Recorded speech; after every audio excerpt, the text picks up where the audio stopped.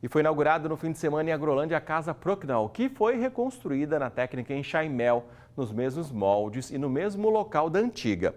A edificação ajuda a contar a história do município. Foi assim, com música típica e muita animação, que a Casa Procnol foi reaberta depois da reconstrução, que durou 6 meses. O patrimônio histórico, que fica no acesso principal ao município, é uma réplica da edificação original, que foi deteriorada pela ação do tempo. Para reconstruir a casa exatamente como era a antiga, foi contratada uma empresa especializada na técnica enxaimel, que é baseada no encaixe das estruturas. Resgataram essa edificação na sua originalidade, que o enxaimel é uma técnica construtiva e muitas vezes as pessoas ignoram e colocam um prego lá e colocam um cimento lá. E essa casa é um exemplo também de restauro dentro da sua originalidade. Dentro do meu livro, nós classificamos as edificações em enxaimel e essa é uma das primeiras tipologias quando ela ainda não recebeu os anexos, que é o anexo da cozinha e o anexo da varanda. Portanto, é uma das tipologias pioneiras em toda a região. A casa é um dos símbolos de Agrolândia, município marcado pela colonização alemã. A restauração do imóvel vinha sendo discutida há muito tempo, mas a casa original já tinha recebido elementos como reboco de cimento que fugia da configuração original. E como estava muito danificada, inclusive por conta de um incêndio, a administração decidiu reconstruir. O valor investido foi de R$420 mil.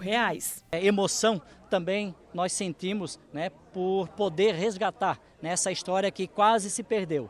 Foi depredada, passou por um incêndio, foi invadida inclusive por andarilhos e conseguimos com todo o apoio reconstruir deixando essas características realmente como era na originalidade, quando a família Procnol, do seu Leopoldo Procnol, pôde construir no ano de 1880. Membros da família Procnol, uma das pioneiras de Agrolândia, ficaram emocionados ao verem a casa assim tão bonita. Foi como uma viagem ao passado. Foi uma alegria inexplicável. Eu chorei como uma criança. Eu senti toda aquela emoção da minha avó. Eu senti alegria por toda a minha família, por todos os Procnol. E inclusive esse pé de camélia aqui do lado foi a minha avó que plantou. Eu ouvi a minha avó contando do jardim de flores que ela tinha aqui, das amizades que ela fez em Agrolândia.